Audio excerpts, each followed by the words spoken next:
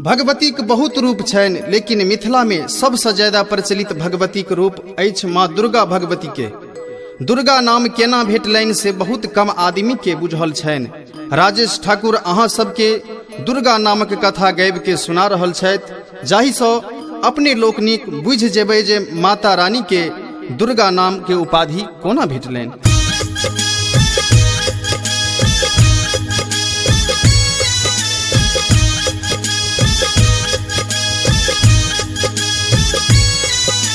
अपने सब सुन रहल छी दरभंगिया कैसेट इंटरटेनमेंट के प्रस्तुति।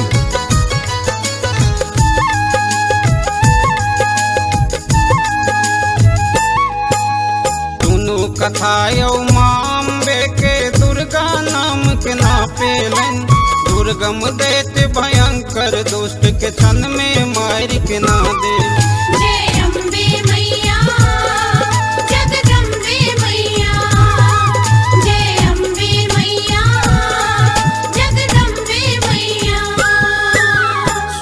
कथा यौ माम्बे के दुर्गा नाम के नापेलन। दुर्गम दैत्य भयंकर दुष्ट के क्षण में मार के ना देल।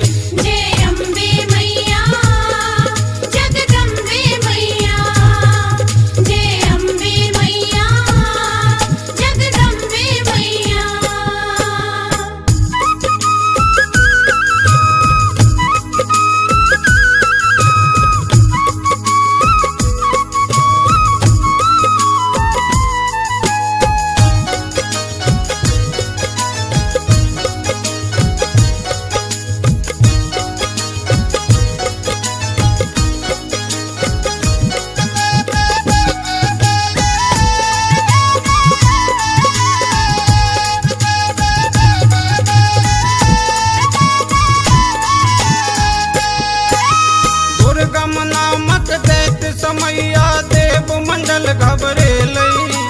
ब्रह्मा जी के खुश क वेद अपन बस में केलकै।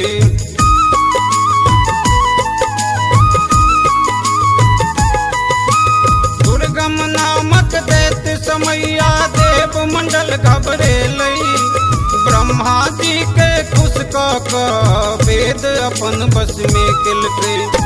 जाहि सदेवता सबहक मैया शक्ति छीन भ गेलई। धरती पर यहाँ बिक मैया सृष्टि के बचबियो।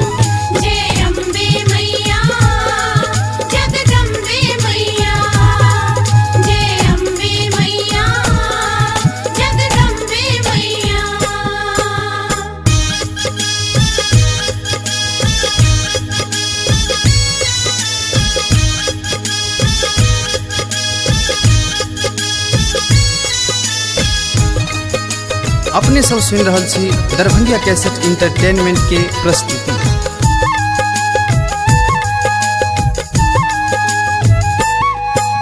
शुंभ निशुंभ मधुकैटभ के डर सँ सब डरेलथि। चंड मुंड के मार वाली शक्ति के सुमिरन केलथि।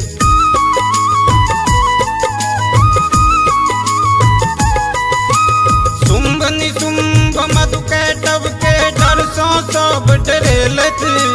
चंड मुंड के मार वाली शक्ति के सुमिरन केलथि। देवी मैया प्रकट भेलिया बजेबा के कारण पुछलनि। सब देवता एके संग दुष्टक आतंक सुनेलनि।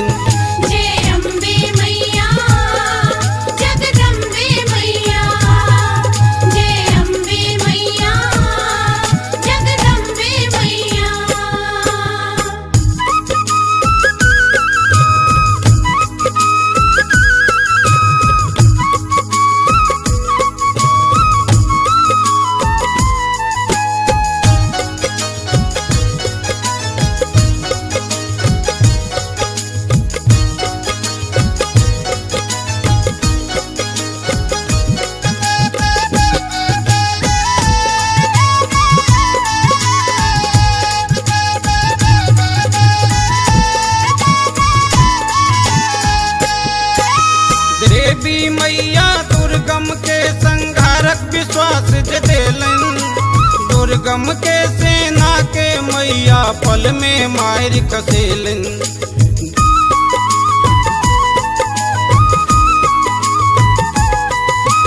देवी मैया दुर्गम के संहारक विश्वास जतेलन।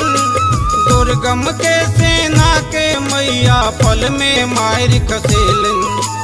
देवलोक पर युद्ध करौलल दुर्गम अस्त्र उठेलक।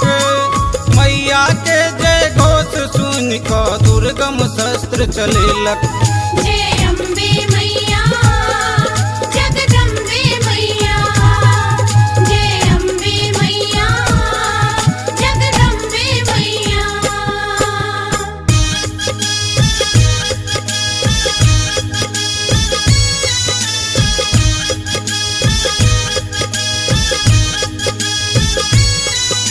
अपने सब सुन रहल छी दरभंगिया कैसेट इंटरटेनमेंट के प्रस्तुति।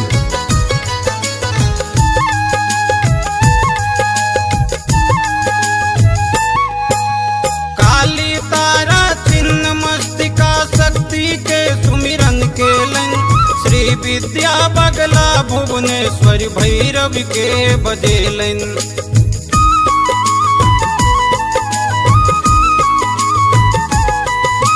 काली तारा छिन्न मस्तिका शक्ति के सुमिरन केलन।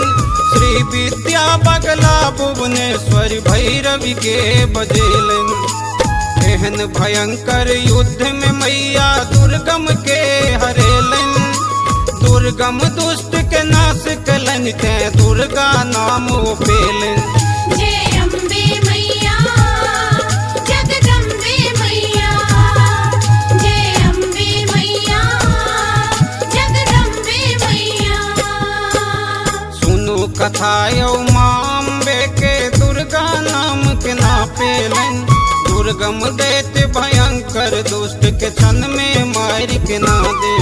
जय अम्बे मैया जगदम्बे मैया, जय अम्बे मैया जगदम्बे मैया। सुनो कथा यौ माम्बे के दुर्गा नाम के नापेलन। दुर्गम दैत्य भयंकर दुष्ट के क्षण में मार के ना देल। जय